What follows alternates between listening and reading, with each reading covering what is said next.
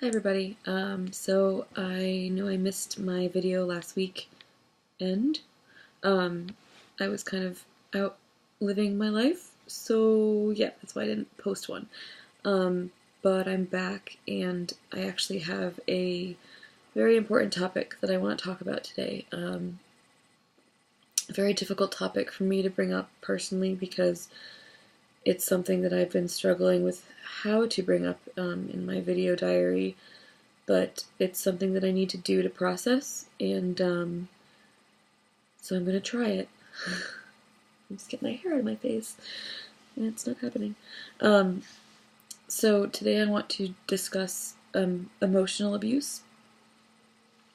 Now, those of you who know me and know my situation understand a little bit about this because you were around when things were getting bad and going down, and um, emotional abuse was the main problem in my relationship, ultimately, aside from the infidelity, of course.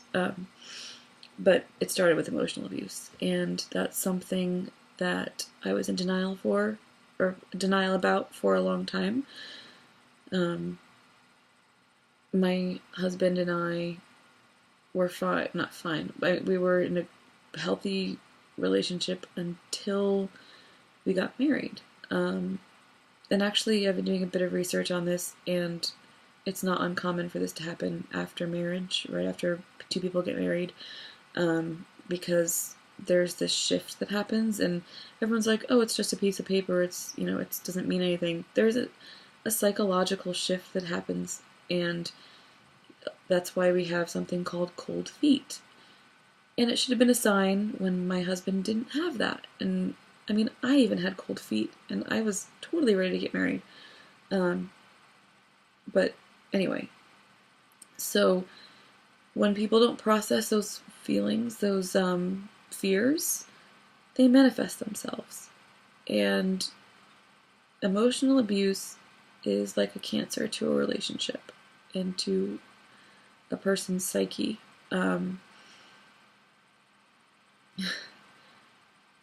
You don't know it's happening until you're in a specific situation after it's been going on for a while, and you start realizing this isn't normal, this isn't healthy, this is not okay. And luckily, I left early enough in the relationship that, I still have time to find a better relationship, hopefully, in the future, and learn from this experience in my life. But just a couple of signs that you might be in an emotionally abusive relationship, because I didn't really recognize them at the time. I was also love blind, and I focused so hard on trying to make things work and trying to make things better for both of us as a unit, rather than thinking about my own well-being and my health first. And so that's the biggest lesson that I learned, is that you need to always put your emotional, physical, and mental health before anybody and everything. No matter what relationship you're in, friends, family, romantic, it doesn't matter, because the people who love you, who truly love you and accept you for who you are, will understand that. Because you hope that they're doing the same for themselves. It doesn't mean that you don't put people first before you. It just means that you put your health before anything, because otherwise you can't give enough to anybody else if you're not feeding yourself first, if you're not giving yourself that stability. So that's the biggest lesson I learned from this. And I'll come back to that after I do a couple little examples. So I have a couple of things that I wrote down in my notes. The biggest thing, the most damaging thing, in my opinion, from my own experience, is withholding affection. That's a huge sign that you're being emotionally abused by someone, because they are controlling your relationship. They are punishing you and neglecting you because they want you to feel guilty for something. Regardless of if you're guilty or not, that's not a healthy way to handle a disagreement or an argument or being hurt by someone. We all hurt people. We all hurt the ones we love, even if we don't mean to. It just happens. But when you punish somebody for that, that becomes a cycle. And I was ignored, literally ignored half the time if we had an argument. I got no acknowledgement, I got no kisses, I got no hugs. If something was going on and I annoyed him in any way, shape, or form, didn't matter what it was, I was made to feel worthless and alone. And we lived in an apartment together. I felt alone all the time at a point. Not in the beginning, but at one point I started feeling alone. When someone damages property in the house, it's not physical abuse necessarily, but it's getting close to that, and they're using that to scare you. It's a scare tactic, because if they can scare you, they can keep you in check. And he'd punch mirrors, or he punched a mirror, he would punch doors, he would flip tables and break glasses on the floor and then not even clean it up. I cleaned it up. I can't even tell you how humiliating that felt, because I didn't do anything. But I wanted everything to be okay, so I just cleaned it up, and I don't know. I can't really explain it right now. They will use ultimatums. If I tried to talk to him about something serious, or bring up the future, or, just try to have a conversation and find out what was going on in his brain, he'd get pissed, and he would tell me that if I kept at it, he would kick me out of the house. Legally, he couldn't do that. But it still felt hurtful. It still hurt. I mean, how could you think about threatening to kick somebody you're married to out of the house? I mean, unless they did some unspeakable crime, it makes no sense to me. And looking back on it now, I'm like, why did I even accept that? Why did I let that happen? Why did I tolerate it for so long? And I mean, I left sometimes. If he told me to leave, I would leave. I'd go to a friend's place. I'd go to a family member's place. And that kind of thing is really hard to deal with. Not feeling comfortable in your own home. Feeling like you have to walk on eggshells around somebody all the time. The blame game, that's the next one, is blaming you for everything that's going wrong in their life. If something went wrong in the morning, or you poured the coffee incorrectly, or you put their water glass by the sink when they weren't done using it because you didn't know if they were done but you wanted to clean up, they'd get pissed. It's just tiny little things were always my fault. And it's like, I didn't do anything. It was easier for this person to blame me than to take responsibility. And I know a lot of that was due to the infidelity and the lying and the fact that he didn't value himself, because people who don't value themselves are more likely to abuse other people. Because they feel like crap, they do crappy things, and it's a self-fulfilling prophecy. They just keep doing these things because they feel that that's all they're good for.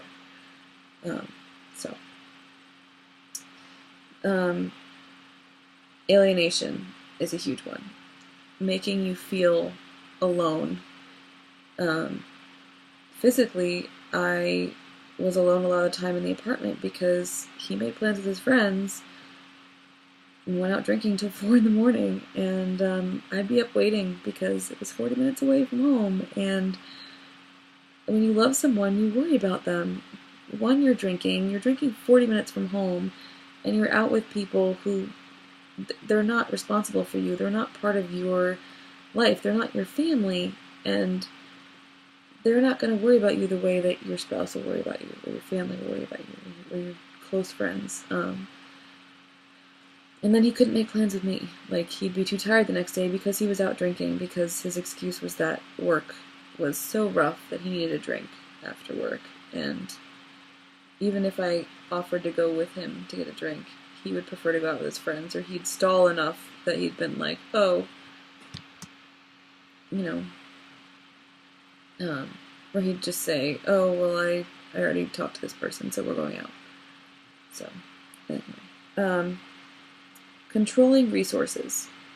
So, I I mean, I'm just going to put it out there. I have bad credit. I've had bad credit because of loans and credit cards. And he had great credit. And so he wanted everything in his name. The gas, the electric, everything was in his name. He changed the phone password for our account, even though I was paying for the phones. I had to give him a check. I couldn't go on our account because he didn't want me looking at what he was doing on his records anymore. This is after I found out he was cheating. But he wanted control of everything, all the resources, so that I couldn't live on my own.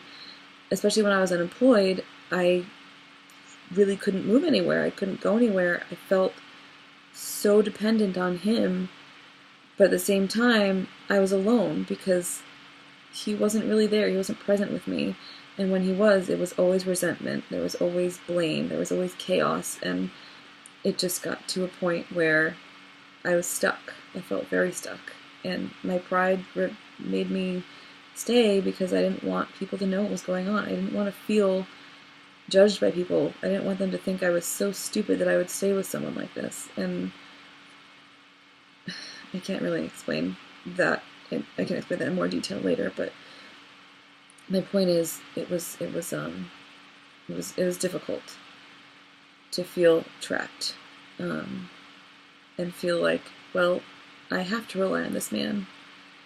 But I couldn't really emotionally rely on him. So that really screws up your head and making you feel worthless. And when they use things against you that are insecurities from your childhood and from your past, that's damaging. That really sticks with you. The low blows, when they feel cornered or they feel they're not getting their way or their emotions aren't being, respected, and the blame game isn't working for you to feel guilty, they will use any means necessary to make you feel smaller than nothing. I mean, some of the things that he would say in certain arguments were just horrifyingly awful. And I was angry. I'd be angry. I would, leave, or I would get mad and I wouldn't talk to him. And then he would make these grand gestures like, "Oh, I'm going to do so much better. I know I have a problem. I need to go get help. I'm not okay. I'm going to get another job. I'm going to do this and this and this and all this stuff." And then he would just not do it. He would pretend or act like it for a few days, and then a week later it would be the same old song and story. Same old song and dance. So, yeah, those grand gestures. Another one is gift giving. If they give you expensive gifts to try to make up for the abuse, no, that's not gonna fly. Don't let that happen. Don't be distracted by those gifts. They will do everything they can to distract you by magic tricks, is what they call it, is when they do something over here, but they don't want you to pay attention to that, so they make up something else over here for you to pay attention to.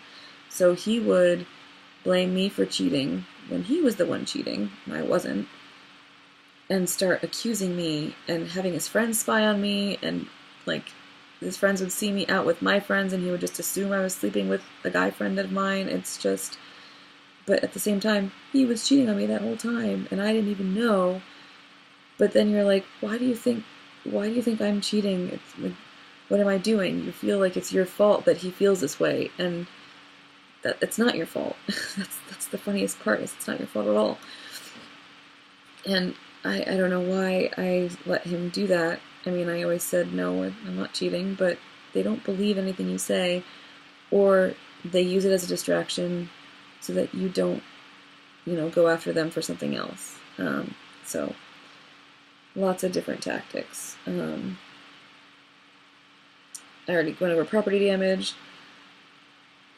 and lack of privacy is basically, having his friends spy on me. And then cheating. they will find ways to justify their cheating. Oh, you're not working. You didn't you you weren't supportive of you weren't able to support me financially, so I am justifying that I'm cheating on you because you don't matter as much. You're not worth anything. You don't bring anything to this relationship. And that's, that justifies cheating apparently, that I wasn't supportive enough financially. I didn't care. According to him, I didn't care about our financials, and that's what was most important to him in our relationship. Not the fact that I could bring emotional stability and support, but it being able to justify you cheating on me. I don't even know how I thought that was going to go down. That was the last straw for me, actually. I had been kicked out of the house so many times at that point. We were sleeping in separate rooms. I had to tell him when I was coming back to the apartment at one point or during a certain time period, because he couldn't think about things and process things and figure out what he wanted while I was there. So, anyway. Those are just some points. Just some subtle things you need to look for. Because I don't want anyone else to ever feel like they're suffering alone, or that they're by themselves, or that they don't feel like they're worth anything.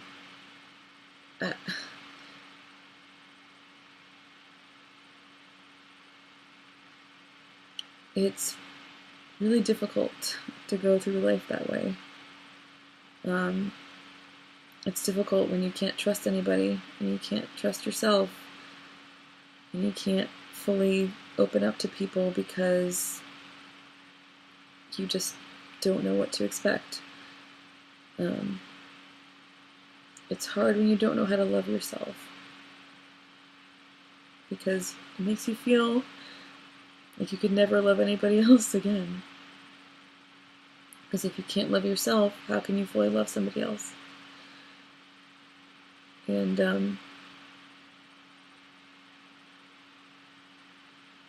it just makes everyday life so much more difficult when you've experienced this and you've been so low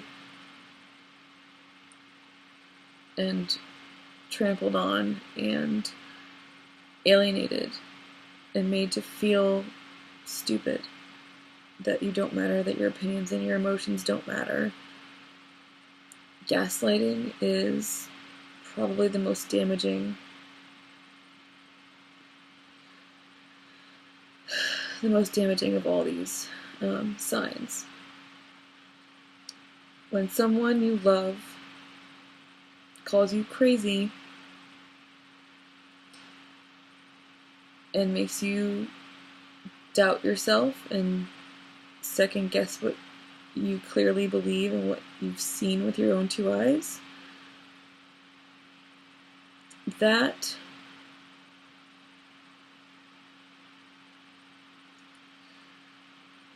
is I don't even have a word for it. That's the most hurtful thing you can do to somebody, is to make them doubt their reality, to make them doubt everything they believe, everything they see, everything they do, and make them feel paranoid and nervous and unsettled and constantly in fear of everything. So, if anyone ever tries to turn your feelings and emotions around on you, or tries to make you think you're crazy, do not second guess yourself. We all have a gut instinct for a reason. That's why it's called your gut. It's in you, and no one knows you better than yourself. I didn't know myself for a long time. when I was in this relationship, and I still don't know myself. I don't even know what my heart feels anymore, if it can. I know I can feel. I'm not that naive. It's hard to know what's real and what's not in your own heart. And that feeling, when you don't know when that's going to go away, it's really scary.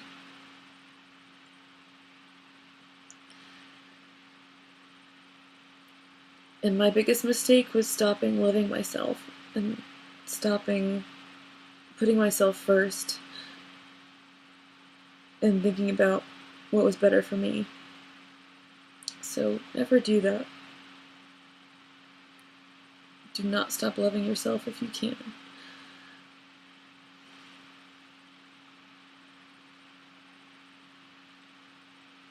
No one is going to love you better than you can love yourself. And I know that's probably cheesy to say, but it's true. So,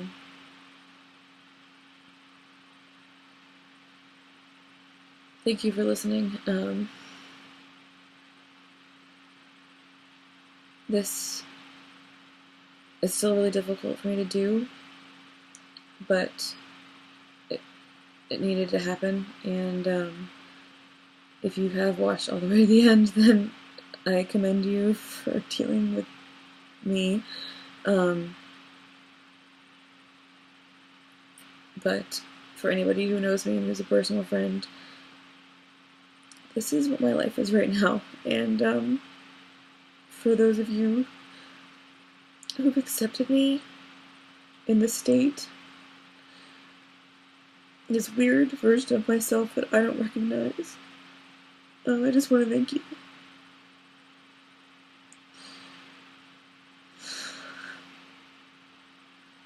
It's really difficult to share all this information sometimes, and a lot of you have made me feel comfortable enough to do that, even though I'm an emotional mess while I do it. But no, I will hopefully eventually be able to accept love from the people that want to love me in my life. And I do try to accept it now. It's just hard to feel without fear of being rejected, of being abandoned, of being left alone, emotionally and mentally. So it's going to take some time, but I'll get there eventually. This is just another process I need to go through, and I've dealt with grief, I've dealt with death, and this is the death of a future that I thought I had. So I'm going to handle it as a death and go through all the stages. I don't even know what stage I'm on. So anyway, sorry for all the blubbering. It's like really unattractive.